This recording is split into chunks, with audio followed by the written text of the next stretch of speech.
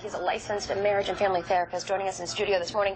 And Doctor, you're telling us that you've already seen some of your local patients having effects from what's happening over in Boston. Yeah, a trauma reaction. People who have a trauma history, when they see something like this, it re-stimulates old thoughts and memories, and then they fixate on all the news coverage, and it makes it worse. Yeah, you know what?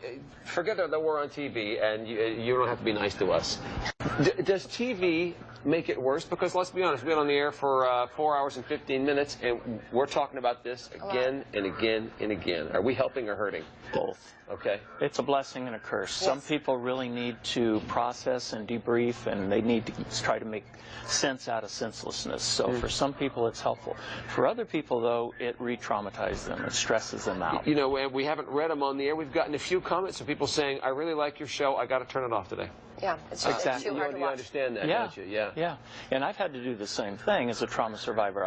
I went in to get enough information about this so I would know what's going on. Sure. But after about 10 minutes, okay, let's pull back a little bit. Is it a rule of thumb that if you find it's affecting you negatively, get away, and if you're interested and you're feeling it's not affecting you, more information might be better? For some people, more information is better. For others, it's really important to back off of that, call somebody you trust, and get your stress levels down.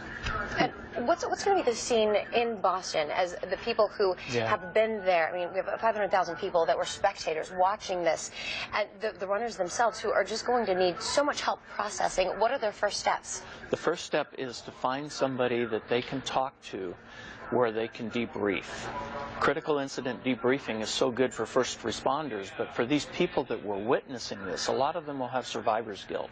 And they'll have to talk about that. A lot of the runners that came in before the explosion, they're going to both be feeling lucky and guilty at the same time. So they need to find somebody they can trust. It can be a therapist, a counselor, a minister, somebody that they can trust to talk to about their feelings so they can get that out. This is maybe an odd question, but I'll ask. What's the batting average for people who have suffered a profound loss? I mean, I've lost a limb or I've lost a wife or a child. Getting past that and having a life?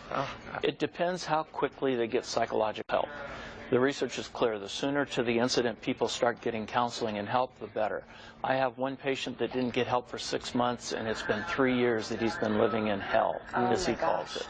Well, you know, and I think now of our soldiers that have returned, the returning warriors, who have seen terrible things, and months go by before they can even come home. And I know that's I know you work with them. And I've got some emails from some of these people. It's re-stimulating them. It says, I thought I left that behind. Yeah, but they're seeing an explosion, an IED in a trash can in Boston. Right. Dr. Grinstead, I wish we had more time. Thank you very much for coming in. Thank you. Thanks for your work. Thank you so much.